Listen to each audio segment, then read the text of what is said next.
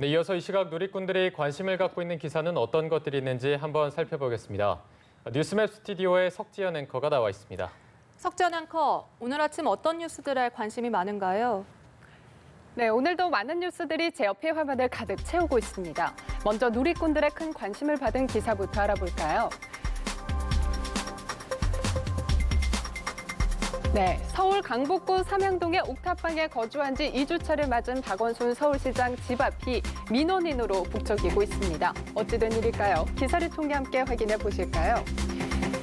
누구를 위한 시장 정비 사업인가 50년 전통시장 승계 유지하라는 팻말을 들고 온 여성 3명이 이렇게 집 앞을 서성인 건데요.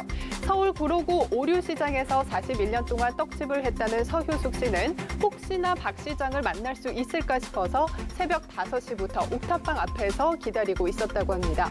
이 오류시장은 전통시장을 쓸어내고 21층짜리 주상복합을 올린다는 계획이 세워진 곳이지만 지난 13일 법원이 오류시장 정비사업 추진 계획에 대한 서울시 승인은 무효라는 판결을 내렸다며 이런 판결까지 나왔는데 시장 정비를 강행할 건지 박 시장에게 직접 묻고 싶어서 왔다라고 말을 했습니다. 박 시장을 찾아온 민원인들은 집 앞 평상으로 들여 잠깐이라도 얘기를 나누고 싶어 했는데요. 박 시장과 15분가량 대화를 하고 나온 서 씨는 말도 안 되는 행정 때문에 질식할 것 같았는데 숨통이 조금은 트인 것 같다라며 합리적인 전통시장 발전 방안을 모색했으면 한다고 말하기도 했습니다. 이렇게 박 시장의 강북구 한 달 살이가 보여주기식 쇼라는 비판도 만만치 않지만 이날 만난 강북구 주민과 집 앞까지 찾아온 민원인들은 일단 서울시장이 얘기를 들어주는 것 자체에 만족한다라는 반응을 보였습니다. 앞으로 남은 3주간의 옥탑방 생활 동안 박 시장에게는 이처럼 수많은 민원이 직접 쏟아질 것으로 보입니다. 네, 다음으로 살펴볼 소식은요. 만삭의 몸에 월세 독촉까지 받자 동거남과 함께 오락실을 터는 사건이 발생했습니다. 이 씨는 범행 닷새 전에 취업한 해당 성인 오락실의 출입문 비밀번호와 현금 보관 장소 등을 동거남 박 씨에게 알려줘 범행하게 했는데요.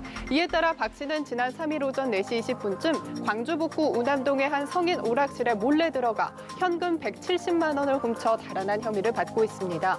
만삭의 몸이 이 씨는 동거남인 박 씨가 직업이 없어 경제난에 시달리는 와중에 최근 월세 독촉까지 받자 박 씨와 함께 범행을 모의한 것으로 드러났는데요. 결국 현금을 훔친 혐의로 박 모 씨는 구속이 됐고 범행을 도운 이 모 씨는 만삭의 몸인 점을 고려해서 불구속 입건됐습니다. 마지막으로 살펴볼 소식은요. 네, 청년들에게 반가운 소식일 텐데요.